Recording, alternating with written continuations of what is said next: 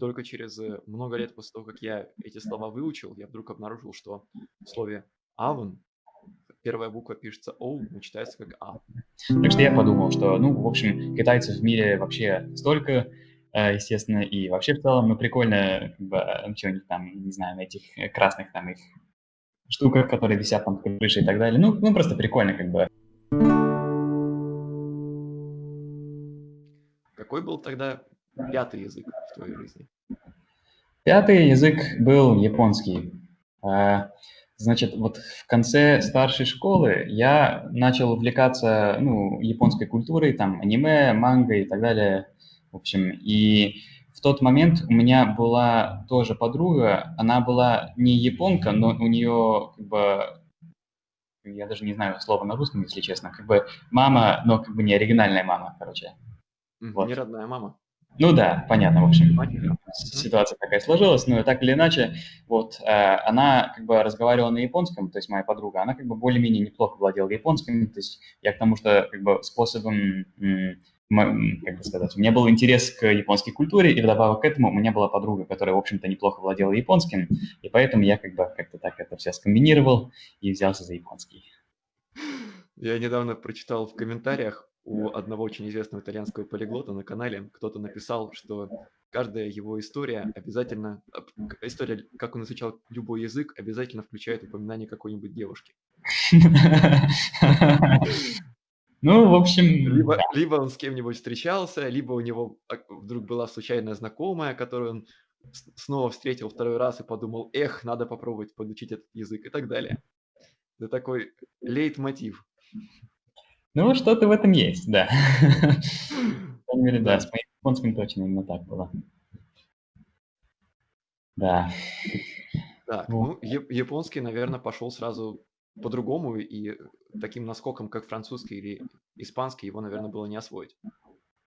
Да, японский, естественно, ну, как бы не сравнить с французским после испанского. Тут как бы французский после испанского это, в общем, как бы легче, прямо скажем. Я уж не буду вдаваться в детали, но поскольку они настолько более похожи, то это совершенно как бы вот разные уровни, я бы сказал, сложности, по крайней мере, с точки зрения русскоязычного или англоязычного человека. Вот. Но как бы все равно как бы дело пошло, просто оно шло не так быстро, но как бы все равно шло. Вот. А конкретно как я это делал, я вот с японским, значит, люди, которые учат японский, по крайней мере, англоязычные люди, у них де-факто стандартный учебник — это так называемый генки. Ну, это как бы просто серия книг такая. И Мгм. это как бы они построены так, что их можно и в классе использовать, и, в общем-то, можно и самому просто вот начать читать, и как-то они, ну, хорошо так, в общем, функционируют и так, и сяк. Вот, поэтому я начал учить способом этого самого генки. И вдобавок к этому, кстати, вот, собственно, вот мама моей подруги, та самая японка, она, собственно, даже работала тьютершей японского языка, так что я даже к ней ходил несколько месяцев, и таким образом немножко себе и произношение натренировал, и в целом как-то какие-то навыки разработал. Вот, Кстати, да. ты когда занимался японским, что у тебя было первой целью? Говорить с людьми или читать комиксы? Или другие тексты? Ну, у меня цель была понимать то, что говорят в мультиках аниме, я бы Мгм. сказал. И ты, когда начинал заниматься японским, ты сразу же принялся за японскую письменность? Или ты дополнительно пользовался транслитерацией на латиницу? Мне кажется, в первое время я все-таки полагался на транслитерацию немножко больше, чем имело бы смысл, но я довольно быстро понял, что это не, ну, как бы невозможно такой подход поддерживать, потому что если даже базовые тексты, в принципе, можно найти какую-нибудь такую транслитерацию, то это, ну, не sustainable, как говорится. Мгм. Не Вот. поддерживается, да. Да, не поддерживается именно так. Мгм. Бывало такое, что ты неправильно читал какое-нибудь слово, а потом через несколько месяцев обнаружил, что, эх, я запомнил его неправильно. М. У меня такой истории не совсем... Нет, пожалуй, такого нету, потому что у них иероглифы построены... Ну, и их в целом, если ты их читаешь, то там ну, у них довольно фонетическая система, то есть, как бы, ну, по крайней мере, хирогана и катакана, ну, то, что видишь, это то, что ты почитаешь, то с этим проблем нету. И потом я слышал, как бы, записи и так далее, то есть, пожалуй, у меня такого не было. У меня самого был случай с английским языком, который я изучал в школе с 1 класса, и какие-то слова я запоминал только в написании. Только через много лет после того, как я эти слова выучил, я вдруг обнаружил, что в слове oven первая буква пишется O, но читается как А. И также слово onion. М. Ну, на самом деле в этом ничего, так сказать, совсем в принципе стыдного нету, потому что я как, ну, в общем-то, носитель английского языка совершенно такого же рода ошибки тоже делал. Меня кто-то, я помню, я, к сожалению, конкретное слово не помню, но меня вообще даже в старшей школе какой-то, как бы, ну, пацан меня, так сказать, прокорректировал. Я, оказывается, тоже что-то неправильно говорил. Я, например, буквально недавно узнал, ну, несколько лет назад узнал, что, оказывается, слово epitome произносится именно так, а не epitome. И таких слов очень много. Я Что? далеко не единственный носитель, который с таким сталкивается. Тут просто ситуация такая ведь с английским, что, короче, я ж, например, вот, ну, как многие другие люди, я вот эти слова, я их не слышу в речи, потому что никто их не использует, но я их вижу как бы в книгах. То есть у меня Мгм. как бы есть в башке, так сказать, ну, запись, вот такое вот слово означает то, и я его просто всегда произносил как-то, каким-то образом вот у себя как бы вот мысленно, и вслух его просто не было причины этим словом пользоваться, ну вот. Да, таких слов много, да. Английский язык коварен тем, что в нем нестандартным образом произносятся не только базовые слова, которые ты часто слышишь в устной речи, но еще довольно много книжных слов, довольно редких. Например, я недавно пересматривал ролик, поэму про English pronunciation. Не помню Ага. точно, как она называется, но длинная поэма, которая состоит сплошь из слов, которые пишутся похоже и читаются совершенно по-разному. Мгм. И вот я смотрел это, смотрел, видел, что какие-то слова я даже никогда в жизни не видел. Ну, я могу угадать, что они означают, но их произношение такое, что у меня лезут глаза на лоб. Я не понимаю, как носители языка способны все это удержать в голове, если слово часто не используется, как ты можешь запомнить его как исключение?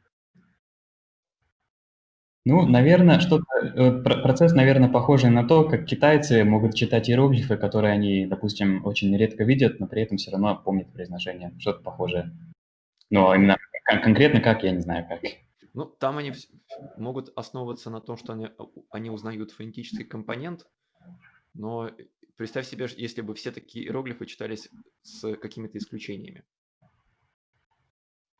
Ну, даже и тут, ну, тут как бы зависит настолько, насколько сильное как бы исключение. Если все равно в целом как бы более-менее похожие какие-то гласные, просто там одна буква немножко не произносится в английском слове, то как Мгм. бы немножко похожая ситуация, да, как вот с иероглифом. А если она совсем странная, то тут как бы, я не знаю. Пожалуй.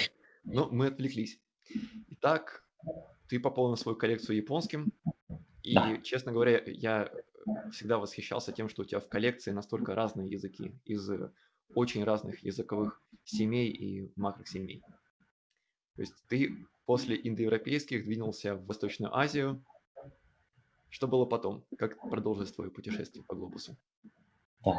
Дальше, значит, после японского я заинтересовался китайским, потому что ну, у японского и у китайского система иероглифов, ну, не совсем такая же, но по сути они пользуются во многом как бы вот такой же коллекцией иероглифов, с маленькими различиями, но в целом это не важно, потому что принцип тот же. Так что я подумал, что, ну, в общем, китайцев в мире вообще столько, естественно, и вообще в целом, ну, прикольно, как бы, что у них там, не знаю, на этих красных там их штуках, которые висят там в крыше и так далее. Ну, просто прикольно как бы. Вот, поэтому я этим заинтересовался, тоже как-то за это взялся. Хотя должен отметить, что с китайским у меня немножко, ну, не так хорошо пошло, и, собственно, до сих пор с ним не так хорошо. Наверное, это потому, что у меня просто изначально мотивация была не столько потому, что мне как-то дико интересен какой-то аспект китайской культуры, сколько просто, ну, как бы вроде как надо бы выучить китайский. То есть это, я бы сказал, очень даже хороший пример того, как вот чтобы выучить язык, надо вот как-то искренне хотеть это сделать по какой-то причине, иметь какую-то цель. А у меня толком цели с китайским нету, вот я на нем толком и пока что не разговариваю. Хотя могу более-менее общаться. Надо выучить китайский. Миллиард человек не может ошибаться. Ну, вот что-то такое, да. То есть как бы это на самом деле не очень хорошая причина. Да-да-да. У меня когда-то был список языков, которые мне хотелось бы выучить, и против каждого языка я выставлял количество носителей, но потом заметил, что что-то у меня в жизни не складывается так, чтобы я занимался именно теми, у которых больше всего носителей. Ну, да, как Как бы, когда учишь язык, можно это сделать из целей, ну, например, вот бизнеса, и тогда как раз имеет смысл учить такие языки, как китайский или там английский, или даже, допустим, испанский. Ну, либо можно учить язык просто для души, а тут не надо смотреть на количество носителей. Мгм. Так, что у тебя было после китайского? После Улучшилось китайского ли у я... тебя отношения с индоевропейскими языками? И Да, вообще, не утратил ли ты потом к ним интерес? ну, Типа, подумаешь, там, португальский, я его весь читать могу. Подумаешь, румынский, там, где-то посередине между испанским и русским. это вот у них слова такие длинные, ну, вот просто вот такой вот, ну, прикольно, потому что, ну, раз уж я там полгода, ну, как грех не выучить, знаешь, вот.